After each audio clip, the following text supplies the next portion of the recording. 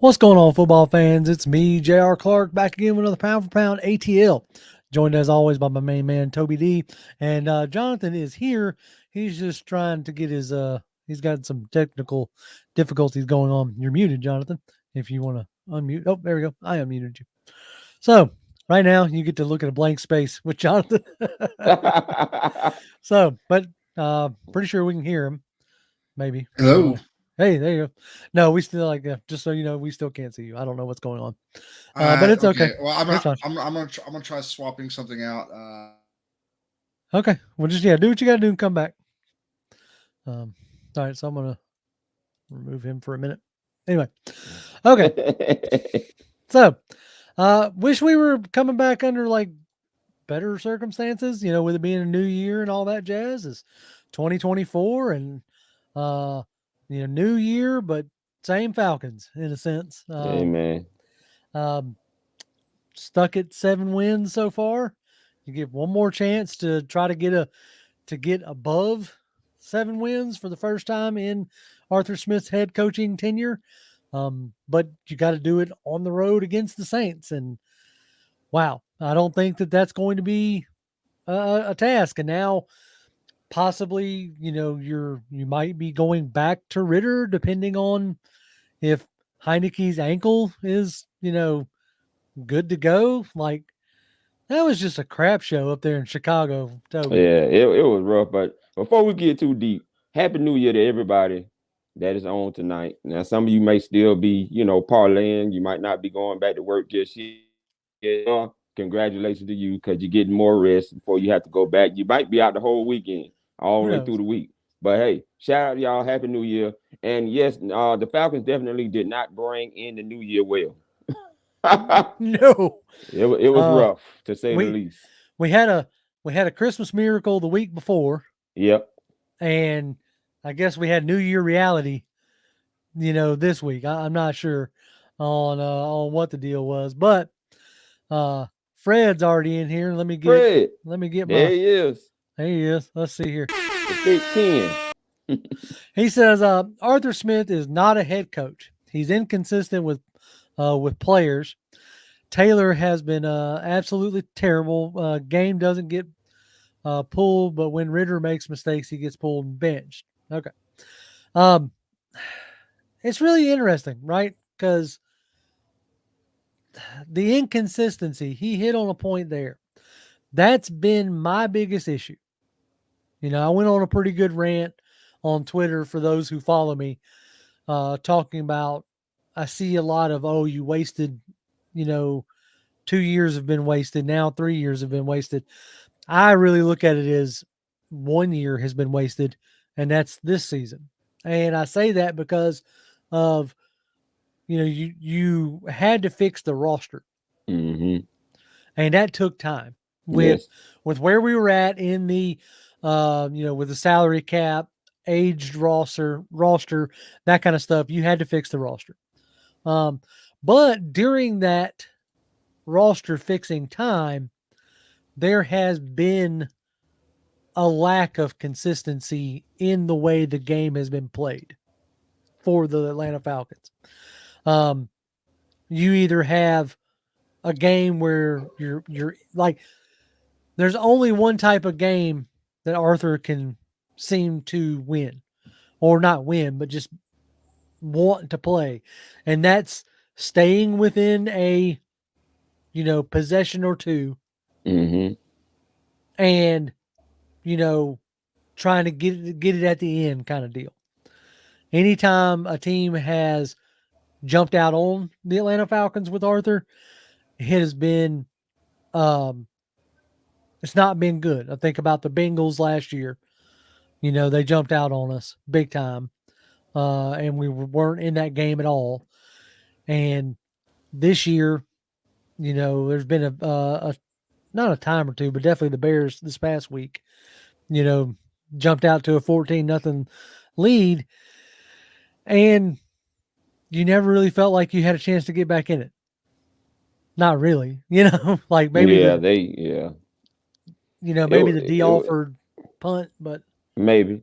I mean, let's look at the positives here. Let's look at some positives here. Oh, please do, because right now I'm not there. Ryan Nielsen, other than a few lapses this year, has been a breath of fresh air. I mean, this True. defense has more sacks than they've had in years, right? It's been a long time, even since going back to Dan Quinn. I mean, they were terrible when it came to sacks. And now look at them. They are high in the sack number, so that's a positive. That means a great thing for the Atlanta Falcons as far as identity goes. We have an identity on defense. Now we're trying to figure out what the identity is on offense. We got some good pieces on offense. We got 2 running backs, Thunder and Lightning, right now in Algier and Robinson, that are going to be great for this Atlanta Falcons team. That screen on Sunday was one of the best screens I've seen us run in a long time. Execution style. The blocking was magnificent to spring Algier on a 75-yard touchdown off that screen pass. So that was beautiful. Robinson is going to be great. Okay, I think we got 2 great running backs. I think that the passing game actually looked better with Taylor, but we know what Taylor is. We don't know what he's going to give us. Unfortunately, he gave us what he sometimes is, an interception machine on Sunday through 3 picks. And then, of course, Ritter didn't do no better by coming out there adding a 4th one on in the game. So, I mean, we pretty much handed Chicago the game as much as we could give them. So, but there's positives, man. We got a team, man. We have a team here. And I think you give Arthur Smith, I hate that I'm really saying this because I really would like Arthur Smith to be gone. But, hey, give him 1 more year.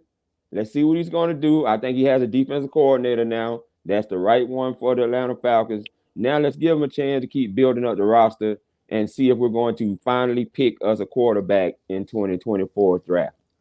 Yeah, we're gonna get into all that. We're not doing our typical banner like topics and stuff like that because I think today I think it would just be best served to just generally talk about the team and kind of do it almost old school in a sense. And you're talking about quarterback wise, Bradley Burnett, Bradley, our good buddy Bradley.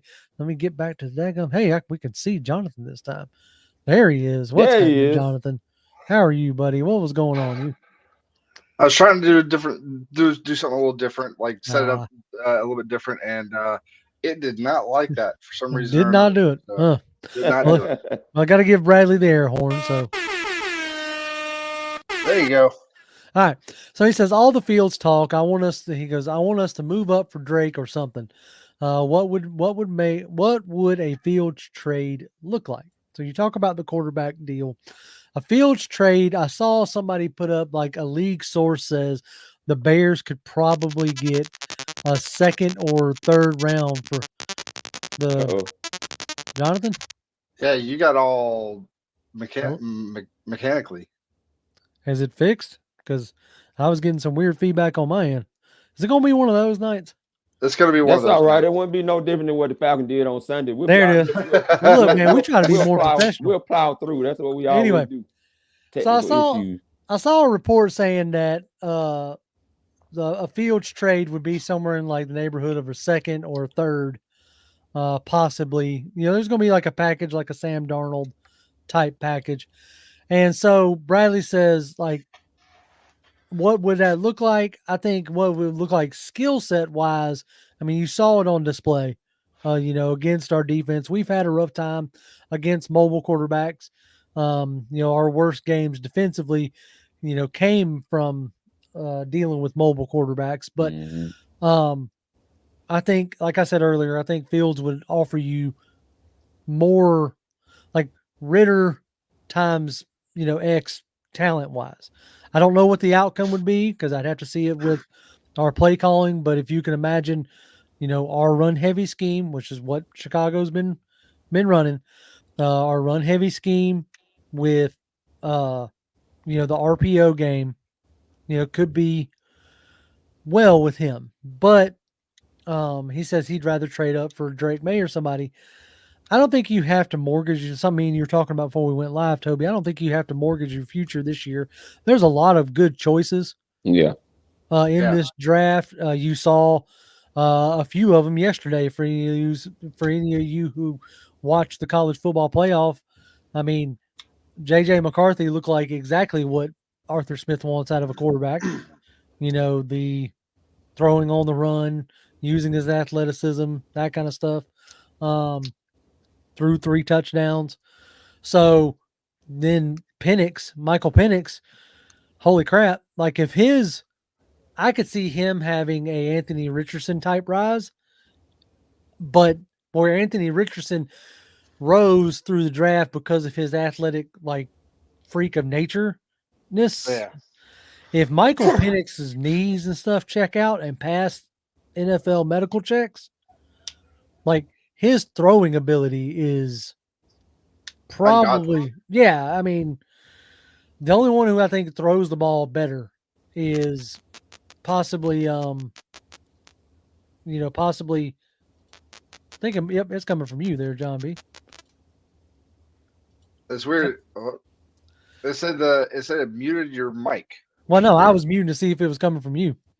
It started up again, and so I wanted to mute it to see if it disappeared, and it did. Anyway, doesn't matter. It's okay. No big deal. But with I don't think you're going to have to trade up was what I was getting at. Long-winded answer saying I don't think you need to trade up in this particular draft, unless you just absolutely fall in love with a Drake May or with a like Jaden Daniels, because you got Washington ahead of you. You've got who else is ahead of you in the draft order? That would be, I know, Washington, and I think the Giants. Yeah, Tennessee. Yeah, I believe Tennessee is ahead of us. The Giants are ahead of us. Washington. Because I know Washington's probably going to be pushing for a QB, and they're at 2. Yeah. Right now, currently. Yeah. And so they're either getting Caleb Williams or Drake May, one of the two. And then you have New England, who's probably going to draft a quarterback. Yeah. So if there's one that you absolutely got to have, and like if it's a Jaden, to me, if it's a Caleb Williams, Jaden Daniels, or Drake May, then you're going to have to move up to 1, and you're going to have to mortgage that future. But anyway, so we'll keep getting into that. We got more people that have. The only one I would like, the one I would do that for is probably Jaden Daniels. Right now in this one, like I really need to go back and study some more like Drake May. I'm not a huge fan of Caleb Williams, and that's probably more my bias of Lincoln Riley's system versus like his actual talent.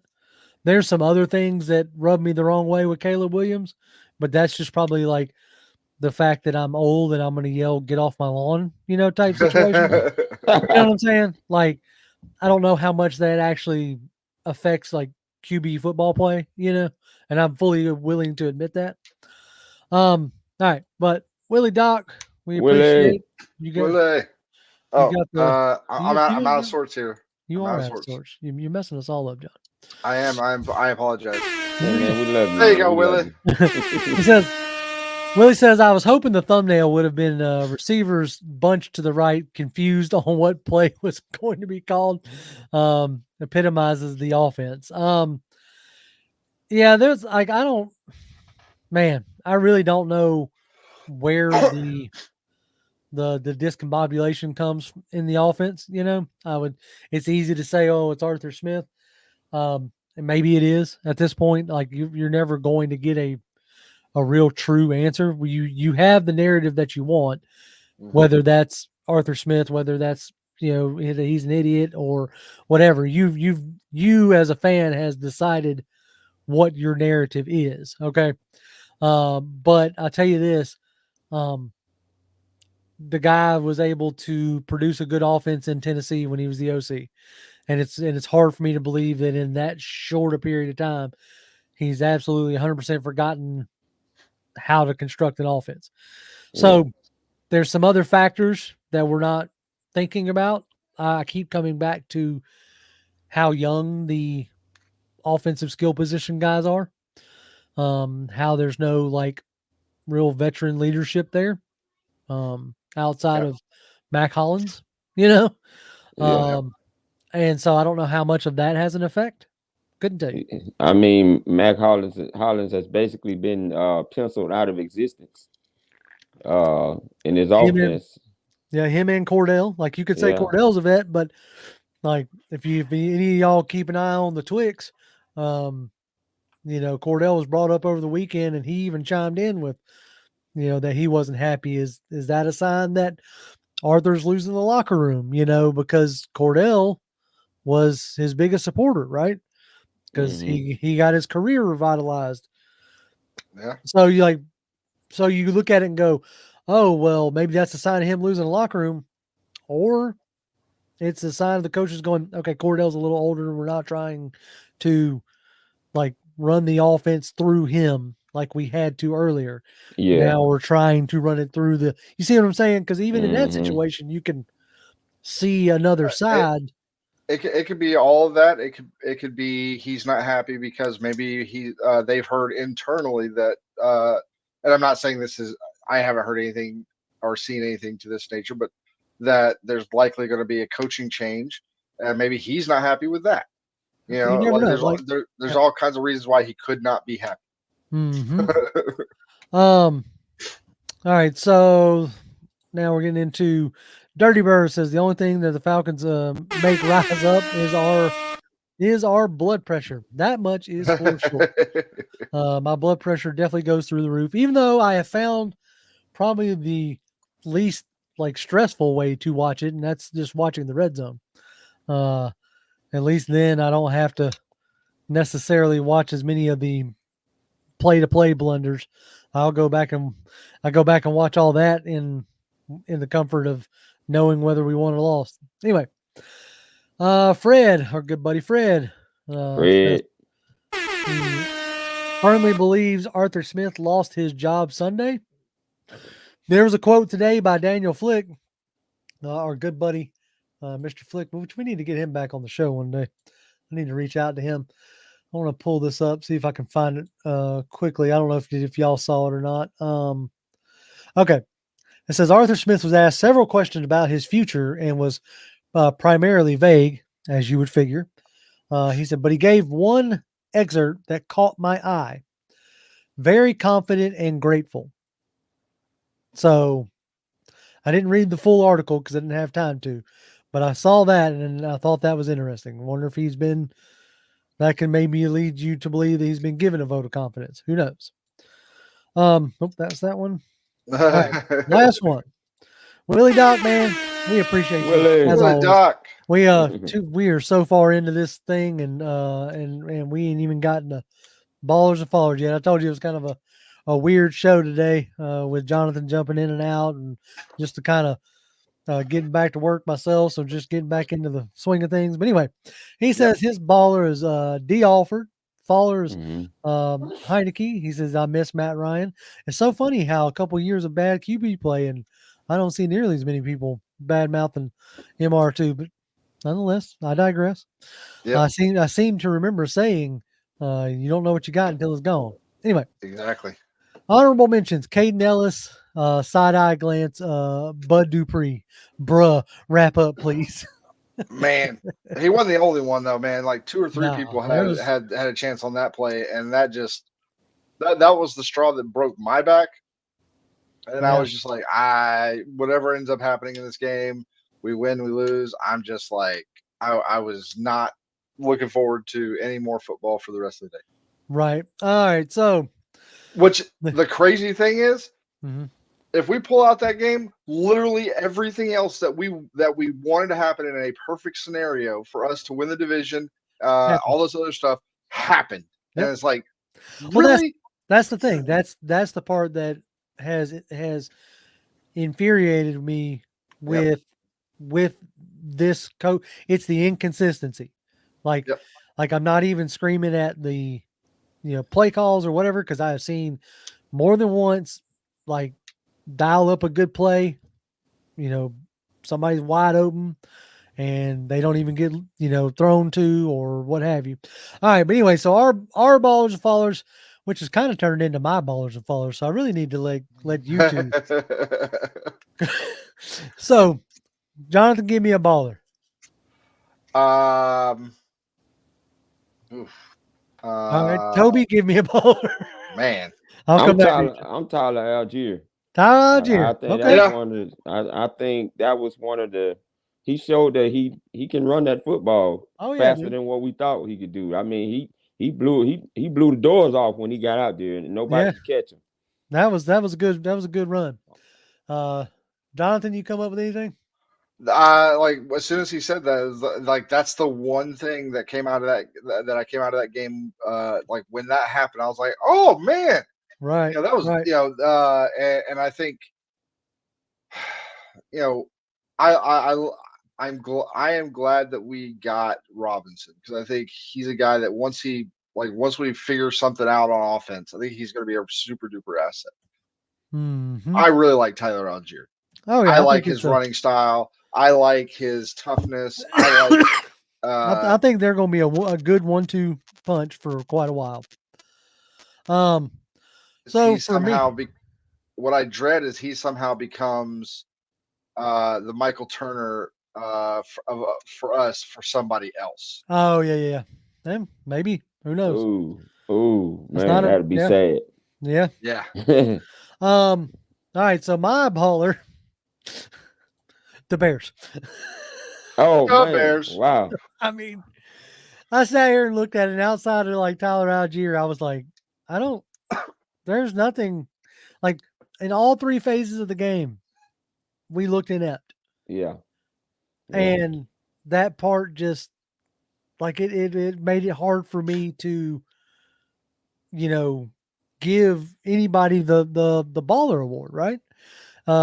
So, and I thought to myself, I was like, it'd be absolutely hilarious if the Bears, after all season, we keep talking about how the Bears need to just trade Justin Fields and all this stuff, especially like trade him to Atlanta. And we're not the only ones to say. A lot of the talking heads are like, send him back to Atlanta, Michael Vick 2.0, homecoming, all that good stuff.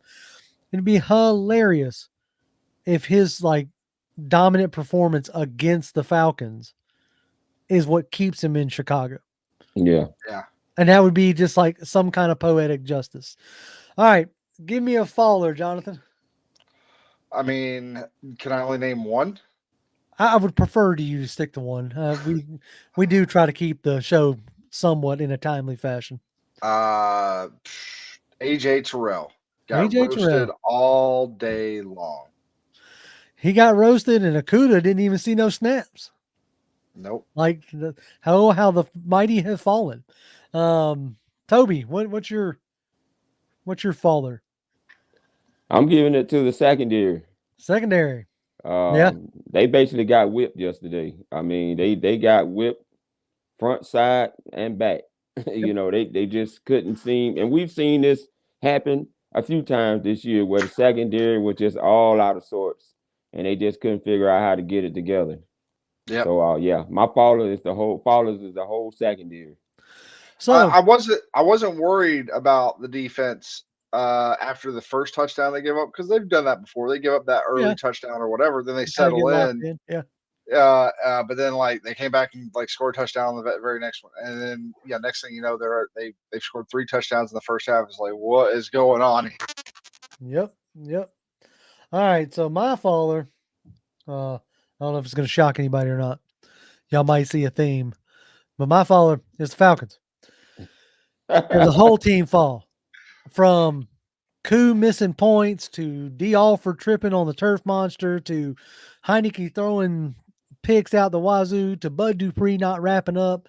Like, you went on the road in bad weather for the third time this year, and 2 out of the 3 times you've been on the receiving end of an embarrassing loss. And so for me, the faller was the whole team because it was a full team effort. You can't even point at the defense saying, oh, well, they didn't even give up no touchdowns. No, they gave up touchdowns. You can't look, oh, well, if Koo had made those kicks, sure, okay, fine. If he'd have made those kicks, you'd have lost, maybe not by 20. You'd have lost by, whatever. 14. And, if D. Alford goes in, okay, fine, you lose by 7. Either way, you still lose this game. And so for me, it's ridiculous, right? Yep. All right, honorable mentions. Who's your honorable mention, Jonathan? Don't have one. There was no honorable. It was Tyler Algier, and then everybody else stunk it up. There you go, Toby.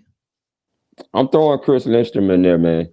Okay. I mean, because he played well to me, and that block if his block doesn't happen, Algier stopped right there. Yeah. That block was a key block to help spring Algier open to get down there for them 75 yards on that screen pass. Like I said, that was one of the most beautiful screen passes I've seen. Cause you know when Dirk Cutter was here, I'm sorry to mention his name, guys. We just couldn't run the screen to save our life. And so to see that screen happen on Sunday, it was a beautiful one. And Chris Lindstrom was a huge part of that. Yep. Springing that open. Yes, sir. Yep. All right. So my honorable mentions, two guys, Tyler Algier and Caden Ellis. Yep. Caden Ellis has been a breath of fresh air in that linebacker, him and Nate Lamon. He's getting, I say, back in that rhythm, but had himself a sack, tackles. He's all over the place. So I really liked his the mic'd up segment from last week. Yeah. With that had him. It was really, really good. Right. It's it's been enjoyable watching, Caden Ellis this year. He was one of the question marks, coming in, you giving him 21 million bucks, and he's never been a full-time starter. He was a pretty big question mark, but he's done real well, and I've enjoyed watching Caden Ellis. Yep. So that's our second to last ballers. We only got one more next week, and we're done. But there we go. There's that. Like I said, I don't have any fun-filled banners for anybody this week. But Fred brings up an interesting point for $5. We appreciate it greatly, Fred.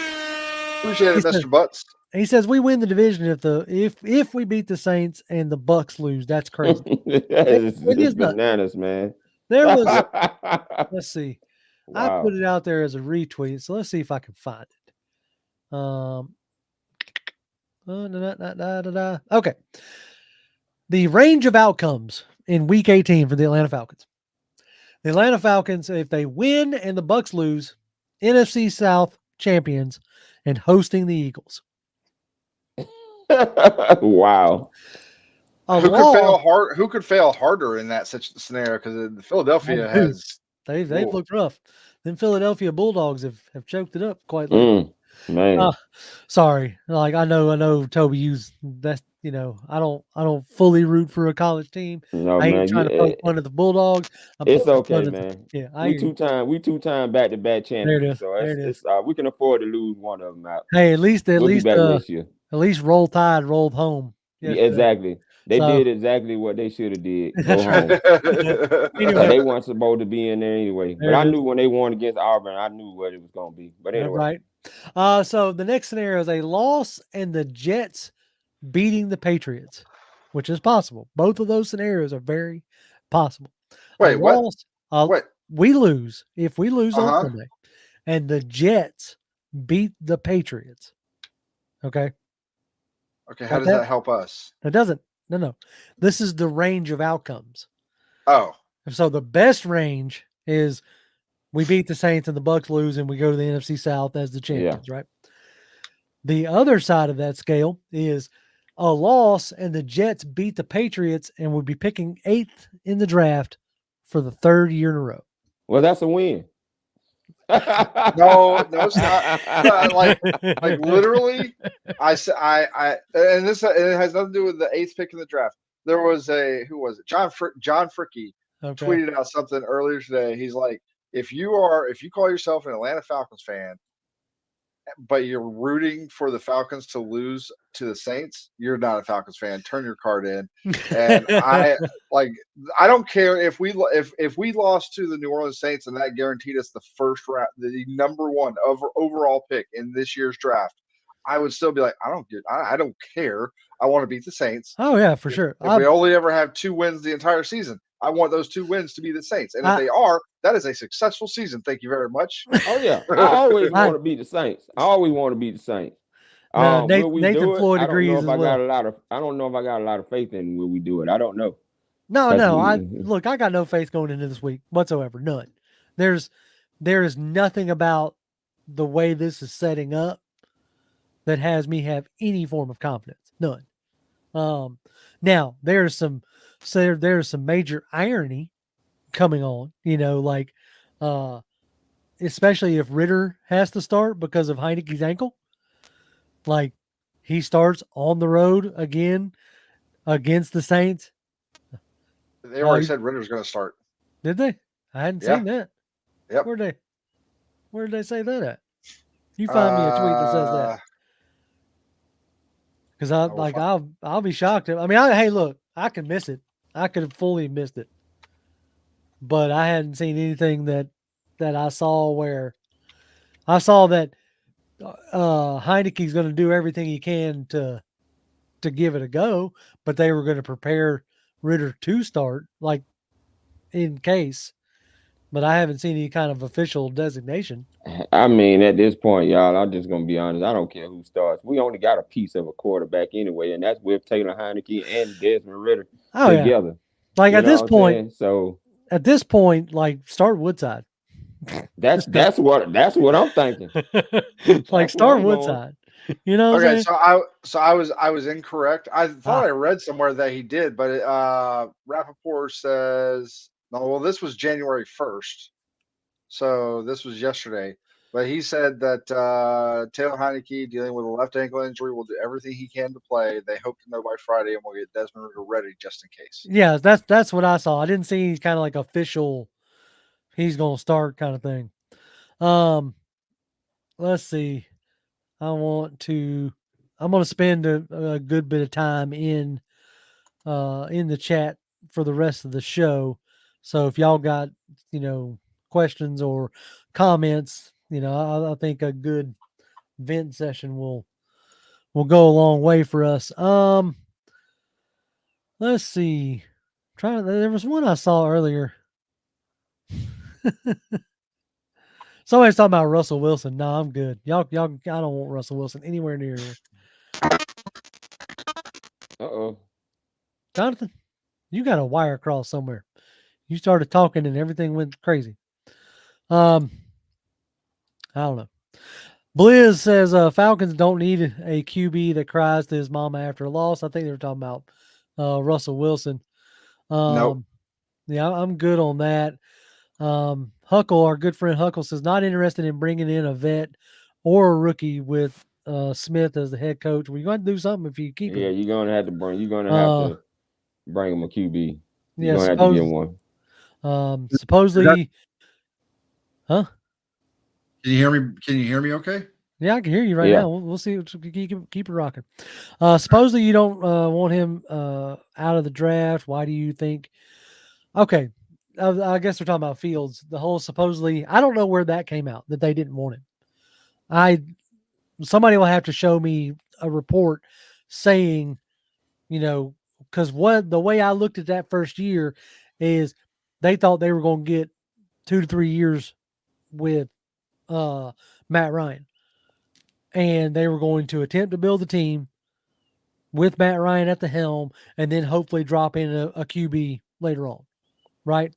The only one out of that draft that I felt like they wanted was Trey Lance. Mm-hmm. And my only thought process there is because of how high San Francisco went up.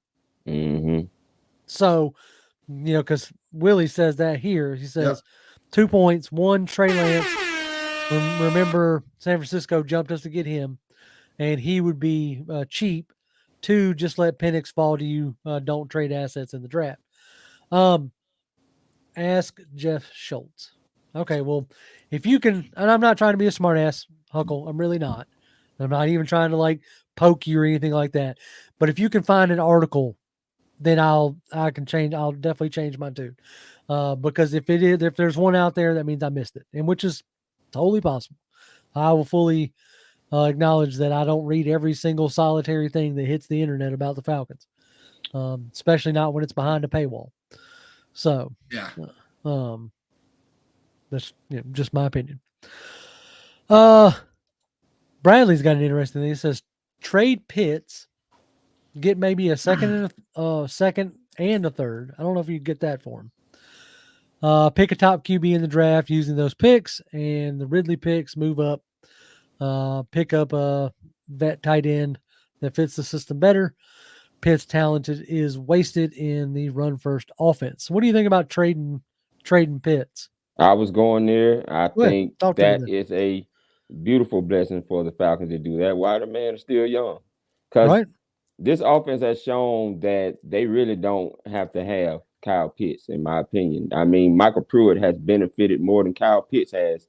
And now that you got Jonnu Smith, there may be an indication that that means that Pitts might be gone in a trade scenario somewhere before the season starts for another team, because Jonnu Smith has fit in quite nicely and Michael Pruitt. So I would think, to me, Kyle Pitts is the guy out. That's an easy fix and an easy answer to trade Kyle Pitts and see what you can get for him. I think a lot of it is going to come down to I hate to say it's like every time I try to sit down and convince myself, okay, let's get started looking at the off season and figuring out like what the team needs, yada yada, and who fits whatever that need is. I get so hung up because I need to know what staff is going to be here. Right. That's the hurdle right now is, with Arthur Smith's like tenure being up in the air. And at this point, I have to say rightfully so. Not necessarily because of the first 2 years, but we could get into all of it. But anyway, if he's not going to be here and you bring in a guy off of, say, some guy off of, somebody put out Press Taylor, from the Jags, Taylor, the Bengals head coach, Zach Taylor's brother, Press Taylor. Let's just throw him out there, right? They've used Ingram real well down there in Jacksonville. Then Pitts might be an asset, right? If you're keeping Arthur as the head coach, then yeah, you need to have like some serious talks like, okay, dude, we have a chance to gather some more assets to do like Bradley's talking about and maybe move up and secure whoever it is you want, as far as QB goes, right? But one of the ways that we can do this is to move off of Pitts. Mm-hmm. Because the last few games, he was starting to like look like he was turning a corner a little bit. Kinda. Not really. No. Shit. And I'm trying, guys. I'm trying to be optimistic. It ain't happening. It is, it is what it is, man. It was like false optimism last week. I tried to keep it rolling, but I was like, even then, Well, no, like coming out of last week, I was like, if we can play like that. See, it's always an if, right?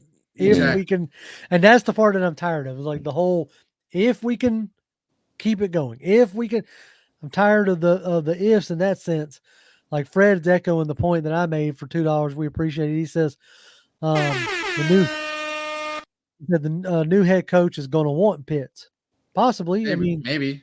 Who knows? Like Pitts wouldn't be the first time a tight end in the first round flamed out, and so. Which is crazy coming off of his rookie year. I mean, like coming out of the rookie year, like everybody was like, this guy's gonna be the next big thing.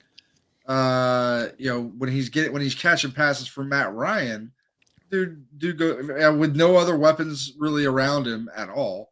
Dude goes for over 1,000 yards. Right. So, but still, and he had the Julio Jones thing, which was, no touchdowns or one touchdown. Like that's kind of crazy, right? Mm-hmm. Nick is echoing something I've been saying for a while. Pitts to the Chiefs, like as an heir apparent to Travis Kelce. Let them go a couple years with, killing people, 2 tight end sets, and then Pitts could just take over. Or if I've often like wherever Bieniemy ends up, if he ends up as an OC or an HC, I could see Pitts fitting in there as his Travis Kelce, type player. So the problem with that, and I'm fine with if he wants to, try that. The biggest problem I have with Pitts is, unlike a Travis Kelce, unlike a Tony Gonzalez, even Tony Gonzalez, the last 2-3 years of his career, when he had slowed down considerably, was still able to get super wide open, was still able to catch contested catches. He was able to do all that stuff because he used his body properly.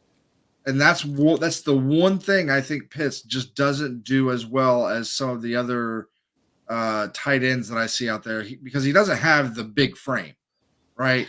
And he doesn't box out quite like a Tony Gonzalez or those kind of guys. They don't do those things where it's yeah, I got a guy, he's right behind me, but don't worry about him. I'm open, just toss it. No, I mean he's literally a wide receiver playing tight end, and that's the biggest problem I have. Right, King 7, our good buddy King 7. What's up, King? He says it's crazy how fast we're writing him off talking about Pitts, and he's the unicorn, but want to give Ritter forever. This channel has not wanted to give Ritter forever, so I hope you're not pointing at best. At best, this channel was let's see what he has for the year. Yeah, and now we've seen it. Yeah, I was about to say, I think that's been the consensus, at least of this 3 sets of talking heads. It's not because Kyle Pitts is not talented. It's because Kyle Pitts is not utilized in his offense. I mean, it doesn't take a rocket science to see that. The last 2 years, he has not been heavily used in his offense. He got hurt last year. Then this year, he played a full season. When we get to the last game, he will have played a full season. He's not even going to have, I don't even think, 700 yards of passing offense, receiving offense. So it's because he doesn't fit the way that they're using him in his offense. I'm not writing him off. You go back, I was the one that predicted the Falcons would take him at the 4th overall pick before the draft even started. Okay, and that's exactly what we did. So I wanted Kyle Pitts here, but Kyle Pitts is not being utilized like the talent he was when he was with the Florida Gators. Okay, and so if you're not going to use him like that, then you need to see if you can get some trade for him while he's still young. I think you can still garner at least a first and possibly a 3rd round pick for the guy, because he still has magnificent talent for the right team that is willing to take him and do what needs to be done right by him, like he was when he was with the Florida Gators. That's what I'm saying. I'm not writing him off. He just don't fit with what we're doing right now. Michael Pruitt and Jonnu Smith are clearly getting a lot of the touches as the tight ends of the team. So King follows it up with, so do you keep Pitts or Smith? That's why it doesn't have to be an either or. Well, that's what I'm saying, but that's where I have a tough time right now, right? I'll have much clearer answers in a sense once Black Monday comes, right? Mm-hmm. And once we know, hey, is it Smith? And then if it is Smith, okay, or is he bringing in somebody to, help collaborate with? Because I love how people talk about Smith's arrogance or whatever. I think that gets chalked up to the way he is with the media, because that's all we really get to see of him. But I get the sense that, Smith collaborates well as far as with the people that he listens to, the people that are around him is what I'm getting at. Okay. So if it's Smith, do you then bring somebody in to help with that process?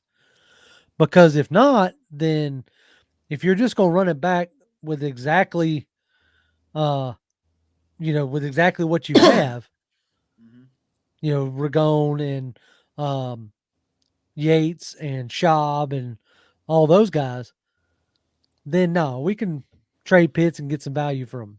I mean, I think even if we were in a situation where, let's say that the Falcons won 2 more games and they're basically assured a playoff spot at this point, but they pulled out a couple of the games that we defense made an extra stop, right? Right. Even in that scenario, I don't think you come out of this season regardless. I mean, obviously, if you go into the playoffs, win a Super Bowl, that's a whole different matter.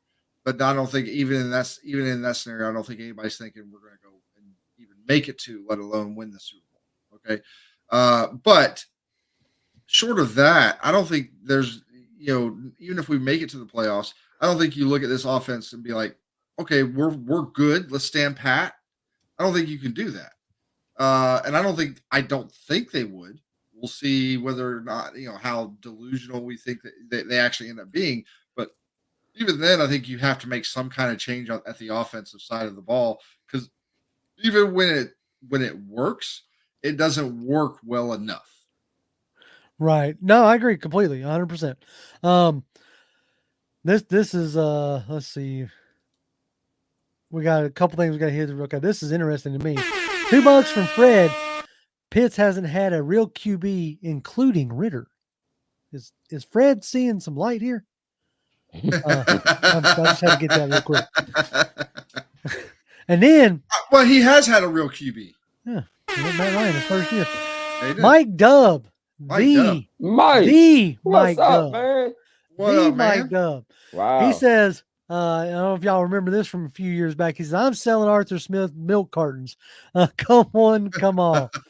I mean, I used to love when Mike would put folks on a milk carton. And Arthur Smith definitely has deserved being put on a milk carton.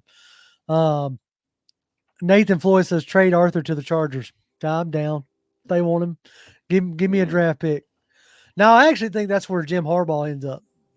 If Jim Harbaugh wins the national title in Michigan, again, even if he don't, I think Jim Harbaugh, I'm calling a shot now, a random NFL shot. I think Jim Harbaugh ends up coaching the Chargers next year. Didn't they? Wasn't there some smoke that they were looking to do an extension with him? Michigan was, but like literally, there was going to be something in there like, hey, you can't talk to the NFL for like, I don't know. Oh, I haven't years seen that, but like I wouldn't be surprised.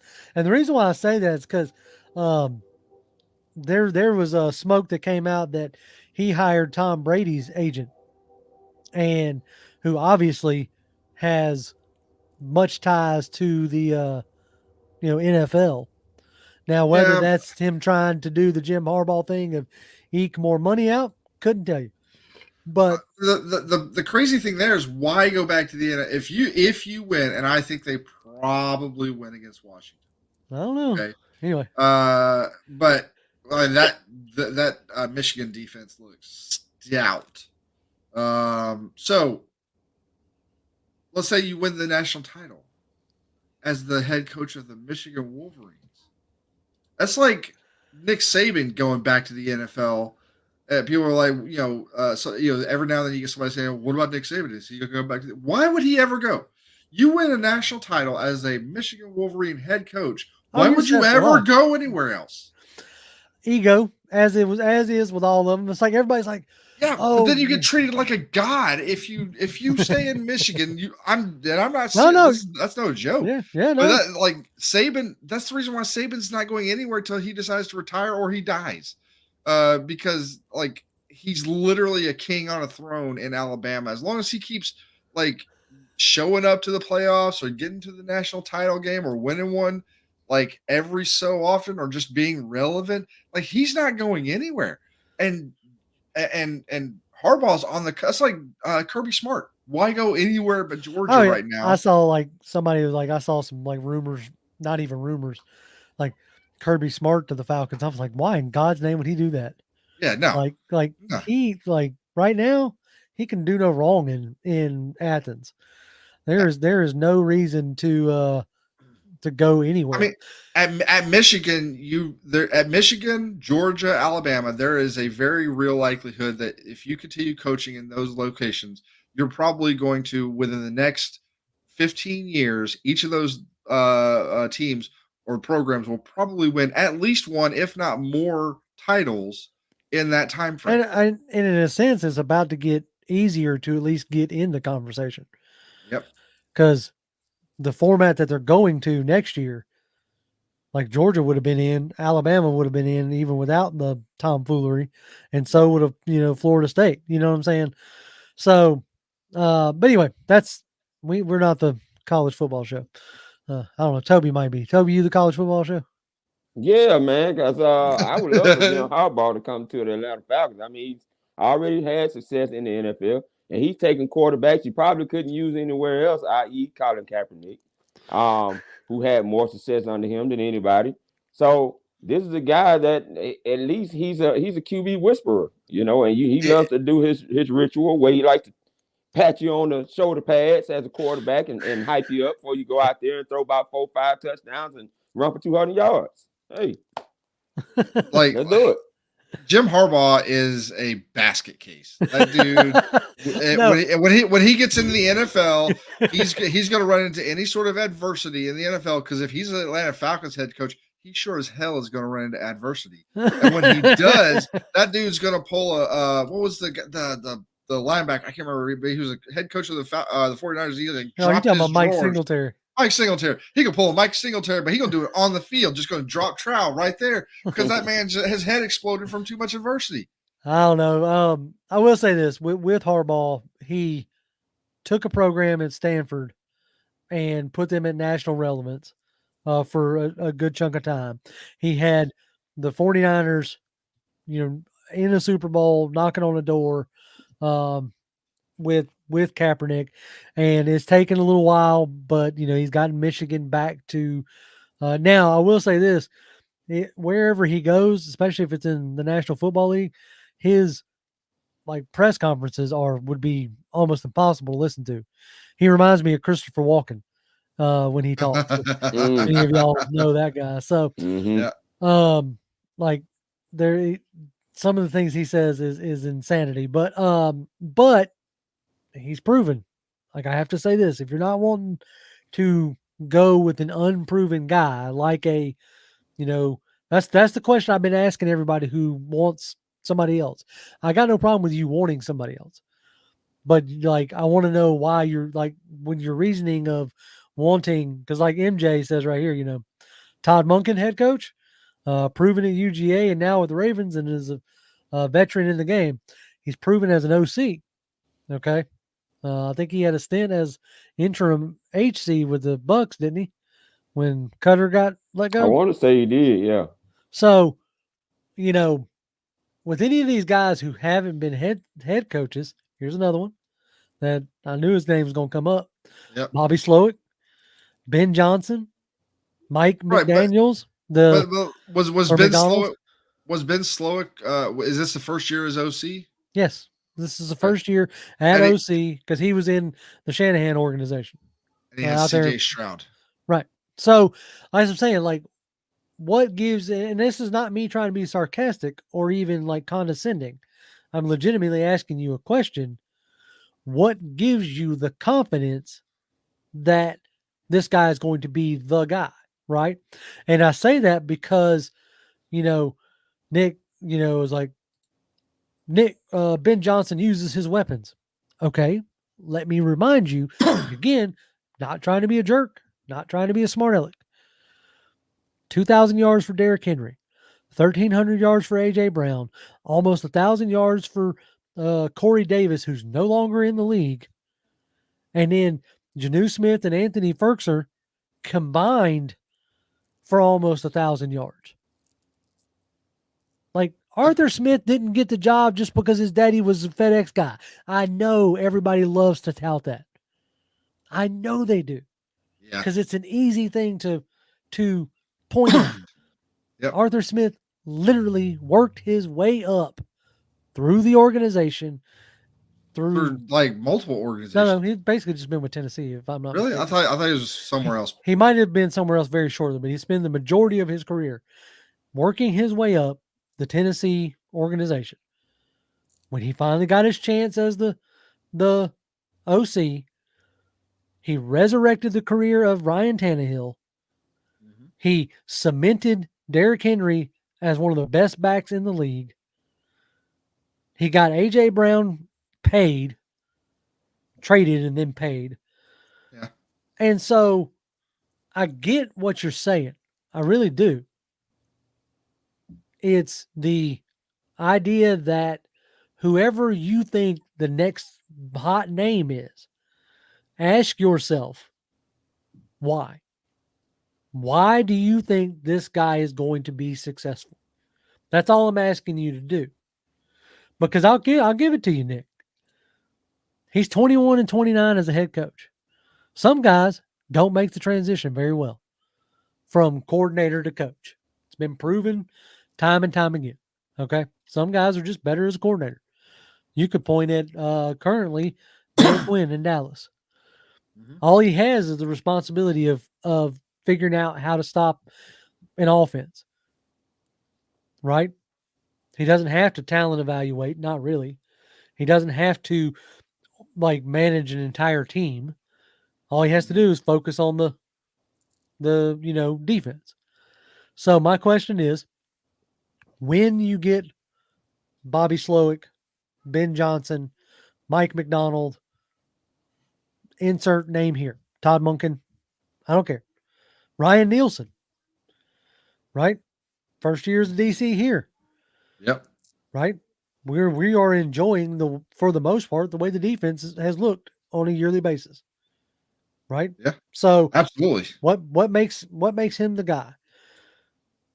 Mike Tomlin has never had a losing season. He's not leaving Pittsburgh. Yeah, no. I hate to tell you, at least not this year. They've had 3 coaches in the last 30 years, right? 40 years, something like that. He's not going anywhere. He's not going anywhere until he decides to hang him up. I guarantee you. I'll say this: I am not trying to. I'm not making these statements as I want to keep,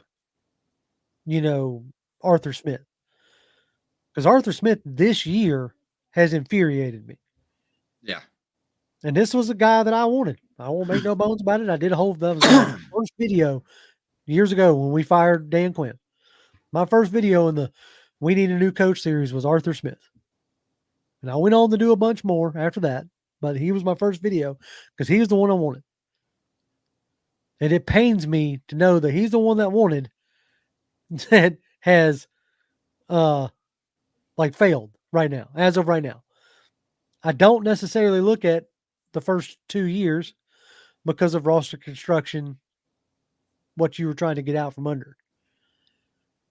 But Toby, what is when you're looking at potential head coaching candidates, what's something you're looking for? They gotta have a formula to win in the NFL. Arthur Smith hasn't shown that yet. He doesn't have a formula to win. He's all over the place. Even Mike Smith had a formula to win when he came to the Atlanta Falcons. Okay. He wasn't just under Jack Del Rio. He was under Brian Billick, who also had a formula to win, who was formerly Minnesota Vikings OC back when they had Chris Carter and Randy Moss over there. They had a high-powered offense over there. He took that success, went over to the Baltimore Ravens, and they ended up winning the Super Bowl. You got to have a winning formula as a coach, and Arthur Smith has not developed that yet. Yes, what he did as OC was great when he was with the Tennessee Titans, but that formula has not yet developed itself in Atlanta. We're not scoring points, what he was good at doing in the red zone when he was over there, okay? Mm-hmm. And this passing game is still anemic. Now, it has looked better under Taylor Heineke as of late, but when Taylor is throwing picks like he does, because we know that's who he is from his Washington days over there, right? Okay, he's known to do that at times, and that Taylor came out on Sunday, and then Ritter capped it off with his own pick that he's been given all year, throwing picks and fumbles and everything else. But Arthur Smith has not developed a winning formula as a coach yet. Now, I don't know what he gave, what plan he gave Arthur Blank and when he was in that room, because those coaching interviews are very tough, okay, to win over the owner, the president, and everybody. So you have to have a plan when you come in there. So whatever he sold, Arthur Blank signed off on it, and he gave him an opportunity. But Arthur Smith hasn't shown it yet. Now, I thought that this would be a year that they would do it. I thought the third year would be the year where they had to come out and win. Now, And we want to use the excuse, he don't have a quarterback. Okay, fine. I'll give him that. Let's get him one. Let's get him two. Let's go out here and get him a good vet that he can work with. We got plenty of money that we're going to still be under the cap and have plenty of money going into the next season. So let's give him a vet and let's give him a rookie out of the draft. And you got two guys that you can work with and see who's going to give you what Arthur Smith needs if he comes back. Now, historically, the coaches since 2012, Mike Smith and Dan Quinn, they've been allowed to rearrange their coaching staff. So now, even though Arthur Smith has changed the offense, changed the defensive coordinator, maybe he'll get another opportunity, and Arthur Blank will afford him that chance to be able to revamp his coaching staff a little bit more and see if that maybe can help him get over the hump. And after that, if it doesn't work, then hey, it's just time to go. But he don't have a winning formula right now. I wish we could get Mike Tomlin, but I don't see it happening. No, not unless you want to trade for him. But go ahead, Jonathan. Well, the problem is, like, and I get what you're saying. Like, look, look for a guy who has a winning formula. The problem is, we won't know whether or not they do until we hire them. Or because like you said, when Arthur Smith is sitting there talking to Blank, like, and telling him his formula. Like, this is how we are, how from here, this is how we become successful, right? Whatever that plan was sounded really, really good. And I guarantee you it's going to sound really good, most of them anyways, for anybody else that comes in to interview for the job. They're going to have some kind of plan in there. And most of them are probably going to sound, if not great, they're going to sound pretty good. And then it's Blank's job to figure out, or Fontenot's job to figure out who actually gets hired, right? But we won't know that until we actually see it, game one of the regular season. We won't, and maybe not even then, may take half a season before we really kind of get an idea of what that winning formula is. And yeah, Arthur Smith, the problem is, I think he has found it, but then he just doesn't want to stick with it. Like, he does, like, the winning formula for us has been, heavily featuring the run game, like, maybe not scoring a ton of points in the first half, maybe even being down by a couple points or whatever, a touchdown at the end of the first half, but you pound them into the sand early in the game. You keep doing that as much as possible, and then come late third and into the fourth quarter, you've pounded them into submission, and then now you score like a couple touchdowns or whatever at the end of the game, and now everything looks a lot better because that score looks a lot better at that point. But the problem is, he then goes away from that. He's not consistent. Exactly the thing JR talks about before is like it's the inconsistency. It's like we think we found an identity, and it's like, all right, sweet. We thought we found this identity.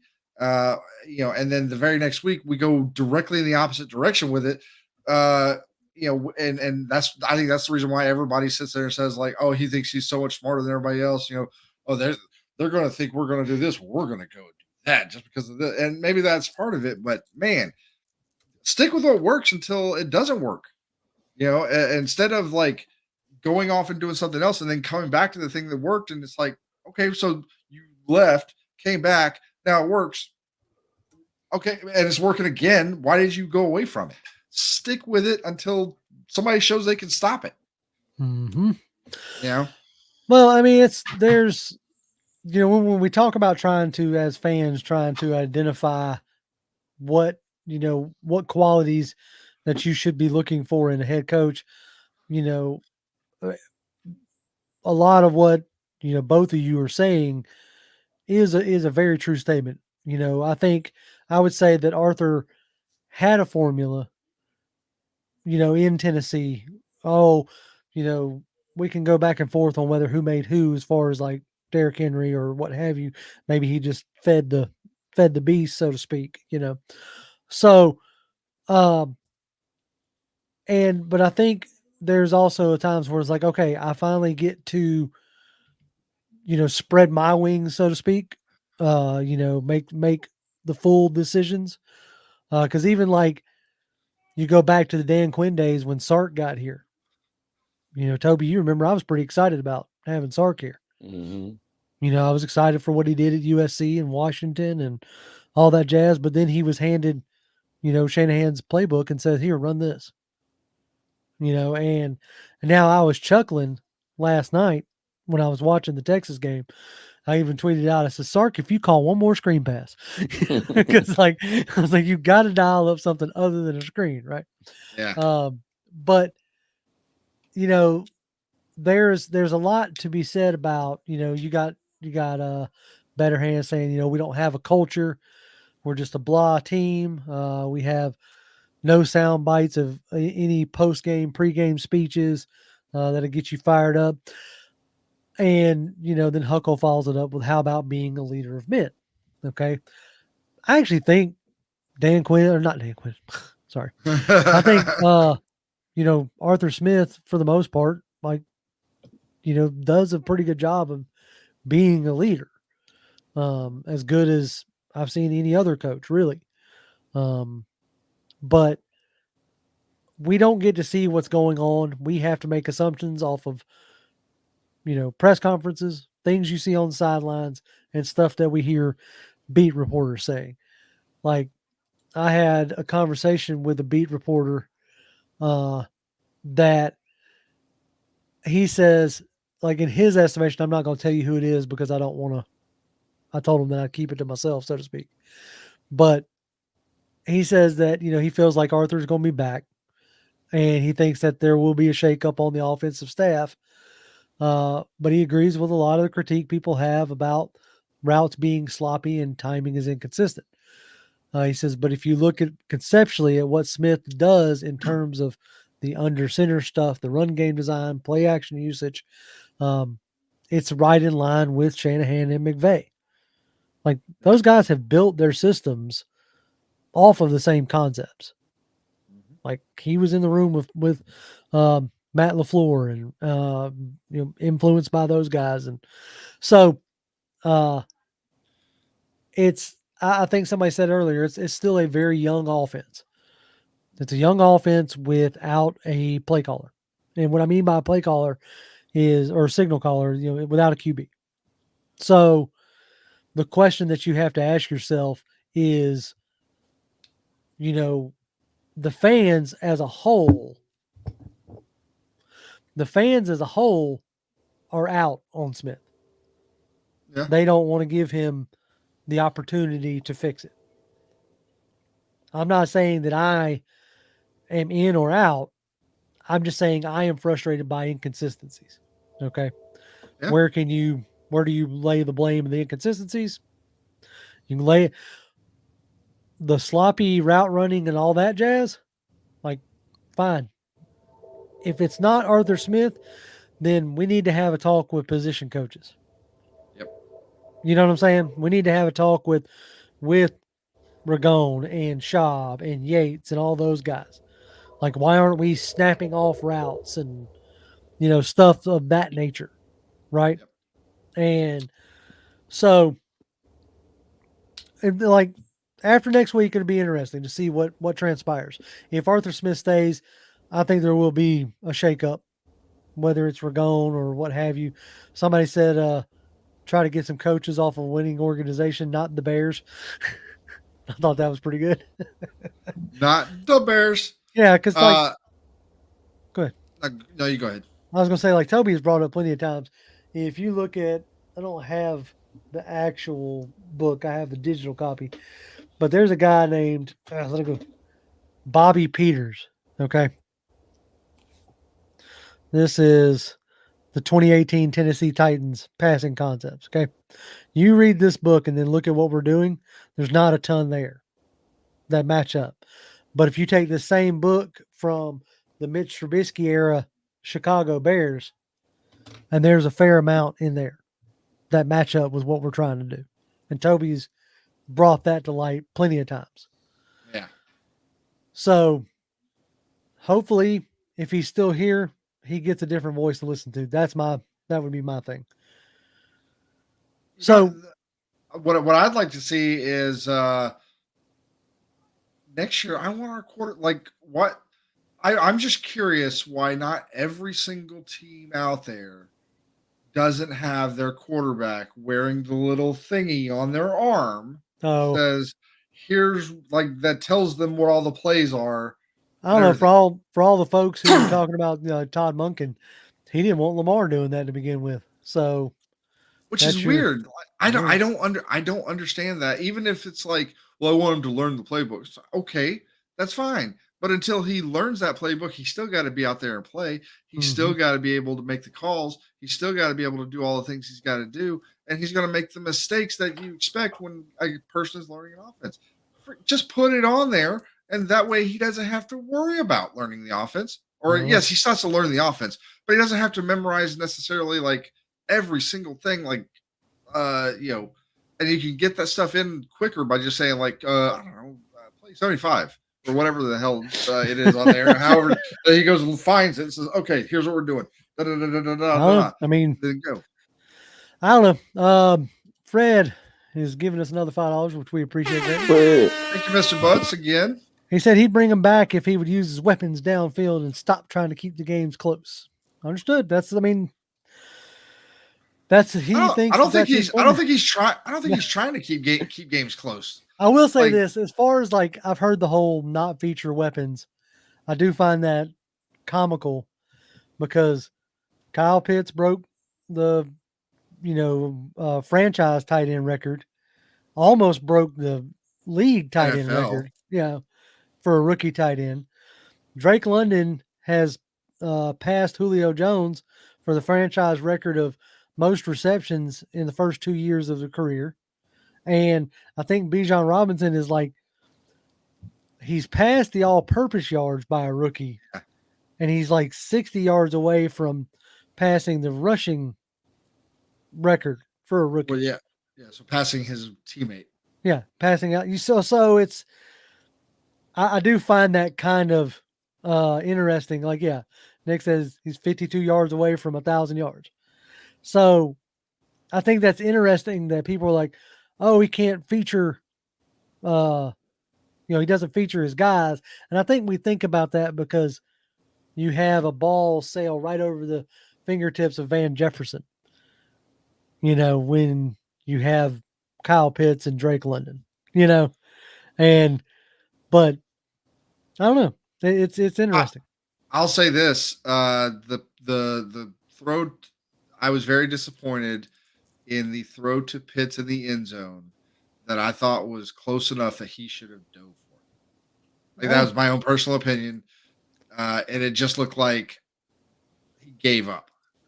That's what it looked like to me. I'm not saying he did or didn't. I'm simply just giving my opinion of what I saw looking at the tape, and I was like, just. What else? It's late in the season, man. Go put your body on the line a little bit. T-Mac's now if we can just get a QB to break some records. Agreed. I mean, we had one and everybody bitched about him too. So I will say this though, I do find this hilarious. Chris, our resident Oregon fan, says, "Do people want to draft Penix because of his last 7 games of the season or just because of last night?" I think, hey Chris, your bias is showing, brother. A little bit. You might want to put that duck back in your pocket, bro.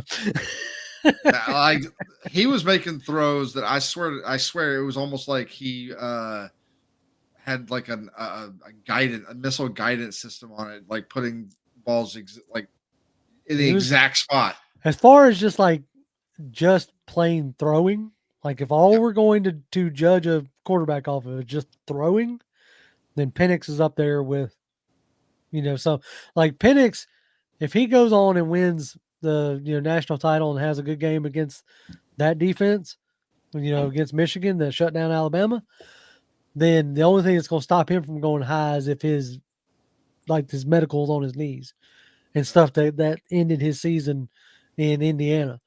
So it'll be interesting. Chris said he'd draft all 3 Washington receivers with no bias. Oh yeah, and Polk for sure. Who was the defensive guy? Trice? Was that his name? Braylon Trice. Yeah, that dude. I liked him. Yeah, he's a beast for sure. Let's see. Trying to think if there's anything else. Well, let me ask you this question. Let's say we get to the end of the season, no playoffs. Arthur Smith is kept. Okay. Okay. Yep. What is, in your opinion, the thing that you would be most excited for next year? Toby, what do you think? The two running backs, man. You need to build your offense around the running backs. You got guys who can catch. Tyler has shown amazing hands this year, and I was very impressed. I didn't think he'd be able to do that, but he's shown consistently he can catch football and not only catch it, but get yards for you when he catches it. Mm-hmm. So now you have two offensive weapons with your running backs that can catch the football. So they need to be more implemented into the offense when it comes to the passing attack. And this is what I'm talking about when I'm talking about a formula. Number one, Arthur Smith is missing a gut feel. He don't have a gut feel for the game. And when you are a coach, you have to have a gut feel on what to do at the right time. And he doesn't always time that well. He doesn't do well with that. Number two, he had a winning formula when he was with the Tennessee Titans. And I'm going to tell you one route that he ran almost every time, but flipped the field, flipped the formation with it. Can y'all guess what route that was? That's the I mean, I know he ran a lot of like in break and slants a ton. The dig route. Yeah. AJ Brown, he would move him in different formations according to what he saw in the defense. They ran that dig route into the ground and nobody could stop it. This is what I'm talking about. I don't know if he lost that when he got over here and just overthinking when he got to the Atlanta Falcons, but he needs to get back to having a winning formula and what his team can do and what works. Because that dig route, and see, I thought that's what they was going to do with Drake London when they drafted him. Right. Because that dig route was something that he called in just about any offensive formation and any route that he ran, route concepts that he ran. So he needs to get back to that. No, I agree. The dig routes and I've thought by now that they would have implemented a little bit more mesh concepts. Yep. Because a lot of times when you watch Tennessee, I've described it in the past, it's like you had guys run through mud, in the middle of the field and then pop out the other side to green grass. And that's when you're hitting them, whether it was Janu or AJ Brown or what have you.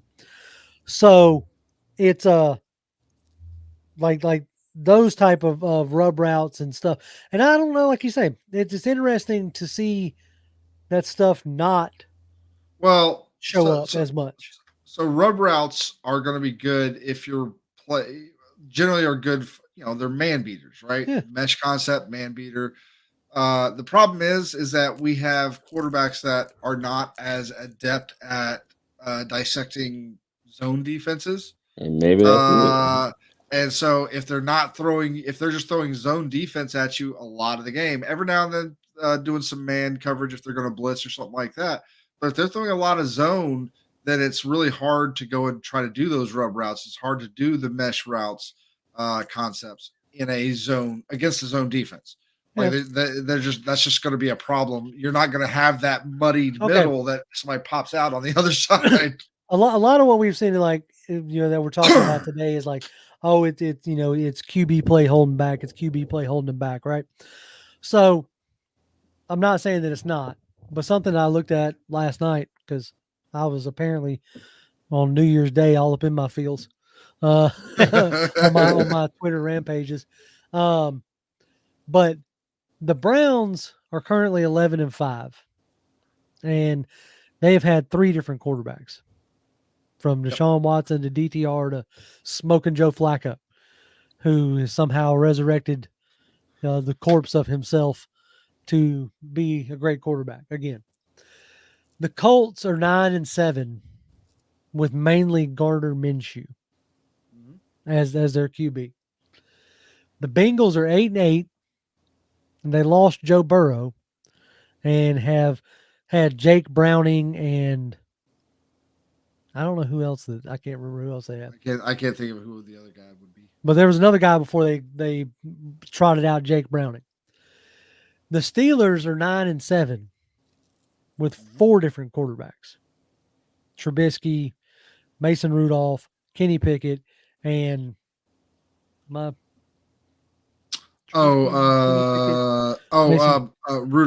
So Mason Rudolph, Kenny Pickett, Mitch Trubisky. I thought there was somebody else. Maybe I'm wrong on that one. But either way, bunch of different 3 or 4 different quarterbacks, and they're 9-7. Yep. And so I stated out like, just think long and hard before you solely blame QB play. Right now. Go ahead. No, you got go ahead. I'm glad you said what you said, but what do they all have in common? They got a winning formula. They know what their go-tos is. Right. And this is what a coach with a winning formula knows what his go-tos is. When they need it at the right moment, at the right time to win a game, they know what their go-tos are. So they can go to it to get back in the game if they need to. See, this is why Kyle Shanahan is as good as he is, because he has his go-tos he can go to when he need to. Okay? Mm-hmm. So when you don't know that, you still haven't figured that out yet, like I told y'all about the dig route. Just about every offensive formation and every route concept that Arthur Smith ran over there in Tennessee, A.J. Brown was getting wide open with them dig routes. Right. Okay? He's not doing that over here consistently. So do you think it comes down to, because it's hard for me to think that a professional coach is just forgot. You know what I'm saying? So yeah. Do you think it's simply these guys are young and I can't trust the QB? No, you know what I'll say is this offense is not the offense he ran. I stick with that because I know based on what I watched the Tennessee and them, I think Arthur Smith is still not as comfortable with doing what Dave Ragone wants to do. And eventually he's gonna have to make a decision. Yeah, it's either Ragone or I'm gonna lose my job. That part. Casually watching, Matt Ryan actually had his worst statistical career under Frank Reich in Indianapolis. But if you're talking about worst year as a Falcon, yes, it was that. So I saw that pop up a couple times today. So yeah, I mean, it could be as simple as he's in over his head. Like I said before, not every coordinator makes a good head coach.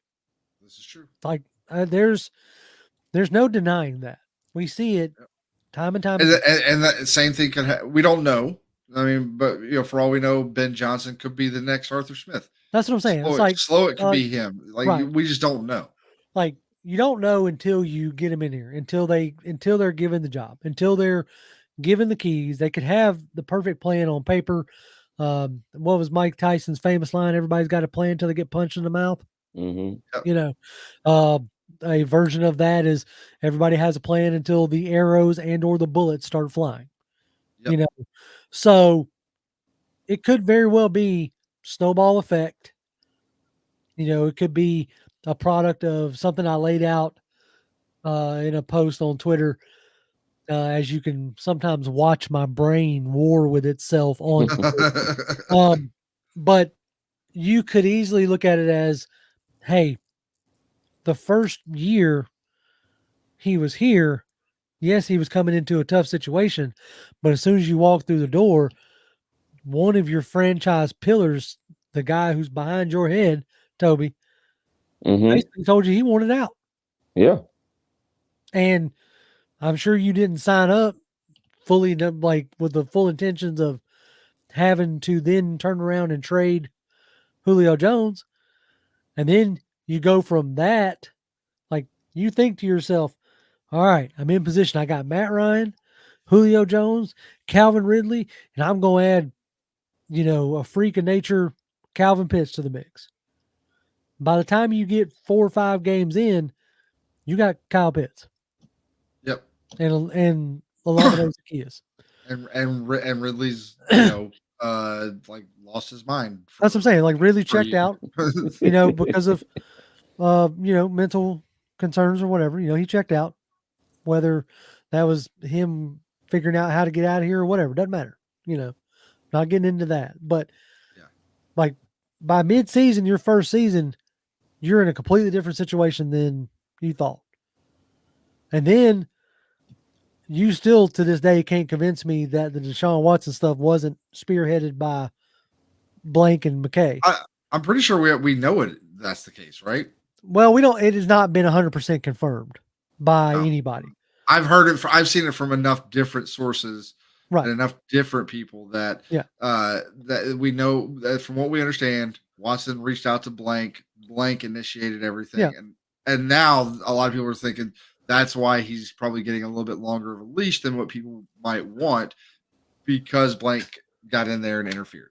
Right. So so that's what I'm saying. So if you talk about being in over his head, maybe that's what put him over his head. And hopefully what you have seen this year, hopefully what he has seen, if he's retained, he's like, okay, these are the things that absolutely need to change going forward.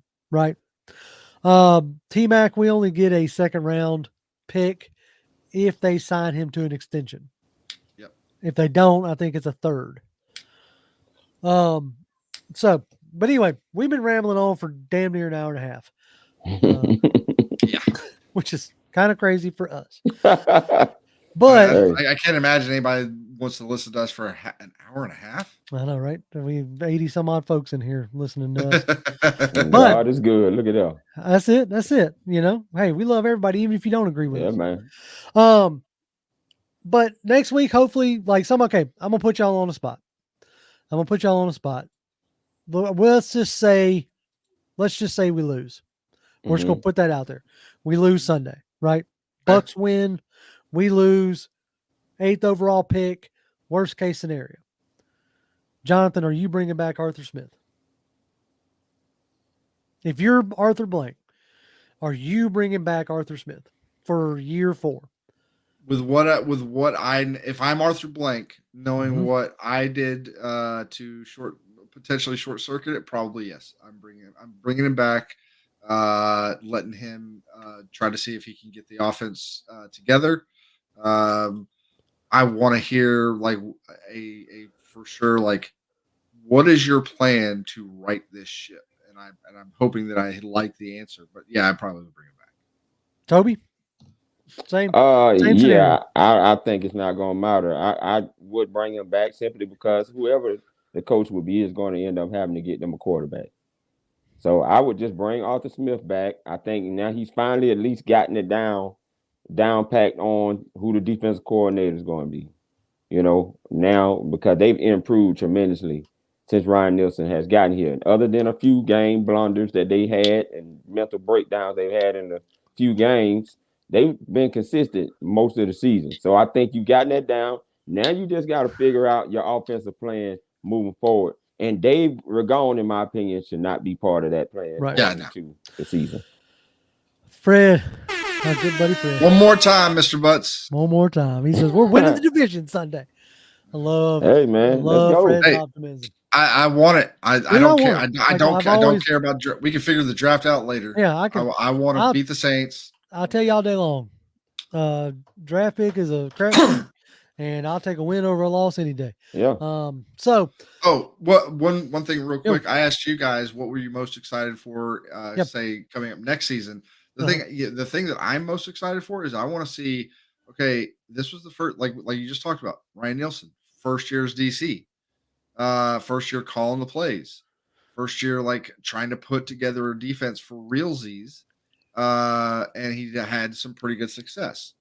So now you go into year 2, maybe you look at like, okay, here are some of the deficiencies. I want to see where this defense ends up next year. Hopefully, at minimum, at least as good as what it has been this year, but maybe even a little bit better. Yeah, that'd be funny. I mean, that'd be fun to see. You know. I don't know. Like, I'm torn. I don't know if I have a good decision. I don't know what I would do if I was Blank. I don't know, because obviously you got no guarantees either way. Like, if you guaranteed me that Ben Johnson comes in and is able to reproduce everything he did in Detroit, then yeah, bring me one of those guys. But that's no guarantee. And I wish I had that kind of optimism. I think MJ is just messing with us. Man. Either way, all right, folks, we appreciate y'all greatly. Hopefully we'll be talking about beating the Saints on Sunday, and then we can have a whole off season of bickering about what we're going to do as far as the coaching and all that other stuff goes. But as always, y'all can follow me on Twitter /Twix. I'm at Grimm1128, GRIMM1128. Toby? Toby D 1991. Jonathan? At Jonathan M. Holder. Come by, say hi. There you go. The definition of insanity is doing the same thing over and over again and expecting different results. That's why if you bring Arthur Smith back, there's got to be some form of changes. Anyway, before we go, yo, we have broken a record tonight. What did we do? This is the longest we've gone on this show that I can remember in a long time. 1 hour and 30 minutes. That's a record. Yeah, like that should I think be noted. Okay, yeah, I'm about to say outside of I can't get off without saying that. Outside of draft streams, we tend to I try to keep us around hour and 15. But yeah, that was a good show tonight, and I'm sure we're gonna have a lot to talk about next Tuesday. So make sure y'all join us one way or the other. We're either gonna be griping that he's still here or going who we gonna hire. So it should be fun either way. Peace. Happy New Year, everyone. That's it. Rise Happy New Year. up. Happy New Year. Rise up, y'all. Rise up.